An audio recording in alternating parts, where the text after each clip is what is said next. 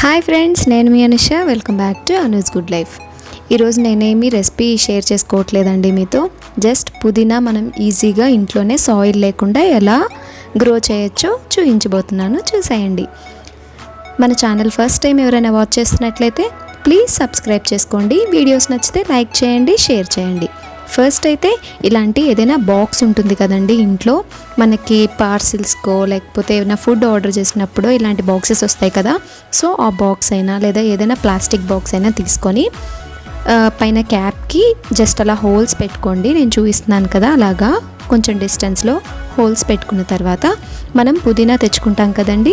ఆ పుదీనాని జస్ట్ ఇలా రెమ్మలు వస్తాయి కదా, ఈ రెమ్మల్లో కింద వరకు ఆకులు తీసేసేసి పైన ఆకులు అంతే ఉంచేసేయండి. ఇలా ఒక 3-4 గనుపుల వరకు ఉండేలాగా తీసుకోండి. మొత్తం అలా తీసి పెట్టుకున్న తర్వాత ఆ హోల్స్ పెట్టుకున్న క్యాప్ ఉంది కదా, ఆ క్యాప్ తీసుకోవాలి. ఆ క్యాప్ తీసుకొని ఇప్పుడు నేను వీడియోలో ఎలా అయితే చూపిస్తున్నానో ఆ రెమ్మలన్నిటినీ అలా హోల్స్లోకి ఇన్సర్ట్ చేసుకోవాలండి. ఇలా ఎందుకు చేశానంటే జస్ట్ జనరల్లీ ఈ కోవిడ్ టైంలో మనం ఆకుకూరలు తెచ్చుకొని వాటిని వాష్ చేసి పక్కన పెట్టి అంతా పాడైపోతున్నాయి కదండి, ఫ్రెష్గా అనిపించట్లేదు. సో మనం ఇంట్లో ఈజీగా సాయిల్ లేకుండా ప్రిపేర్ చేసుకోవచ్చా అని చెప్పి జస్ట్ ట్రై చేశానండి ఇలా. సో వర్కౌట్ అయింది. మీకు కూడా నచ్చితే మీరు కూడా ట్రై చేయండి, చాలా బాగా వర్కౌట్ అయింది. నెక్స్ట్ మొత్తం అన్నీ ఇలా పెట్టేసుకున్న తర్వాత కింద జస్ట్ 3 or 4 అలా ఉండేలాగా, అంటే లీవ్స్ కట్ చేసుకున్నాం కదా, ఆ గనుపులు ఉండేలాగా ఉంచుకొని మిగిలిందంతా ఇలా కట్ చేసుకోవాలి నీట్గా. ఇలా కట్ చేసుకుంటేనే మనకి వేర్లు అనేవి వస్తాయండి. ఇలా కట్ చేసుకొని కింద బాక్స్ ఉంది కదా, ఆ బాక్స్లో ఫుల్గా వాటర్ తీసుకున్నాను. నార్మల్ వాటర్, ట్యాప్ వాటరే తీసుకున్నాను. ఆ ట్యాప్ వాటర్ పెట్టుకొని ఇలా మూత క్లోజ్ చేసి పక్కన పెట్టేసేయడమే.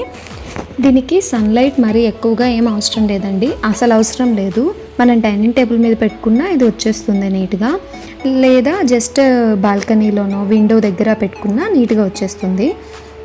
ఇలా పెట్టుకున్న తర్వాత నేను జస్ట్ ట్రయల్ కోసం అసలు లీవ్స్ లేకుండా ఉన్న స్టెమ్స్ కూడా తీసుకున్నాను, అసలు వస్తుంది లేదా అనేది చూద్దామని చెప్పి. ఆ స్టెమ్స్ని కూడా అలా లోపలికి ఇన్సర్ట్ చేసుకున్నాను, వాటికి కింద వాటర్ తగిలేలాగా.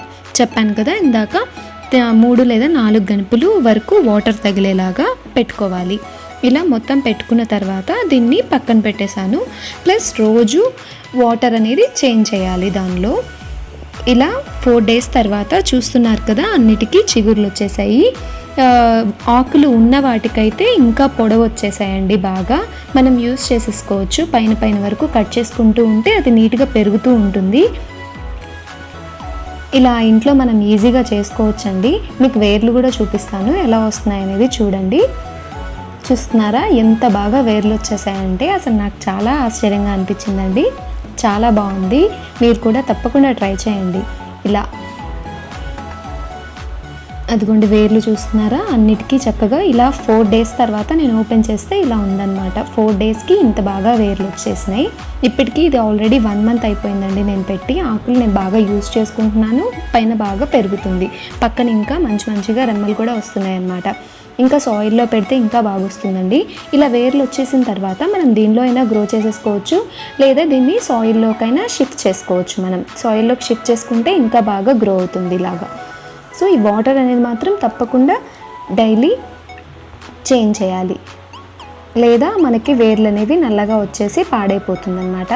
ఇలా వాటర్ చేంజ్ చేస్తుంటేనే మనకు చాలా ఫ్రెష్గా పైన పుదీనా అనేది గ్రో అవుతుంది.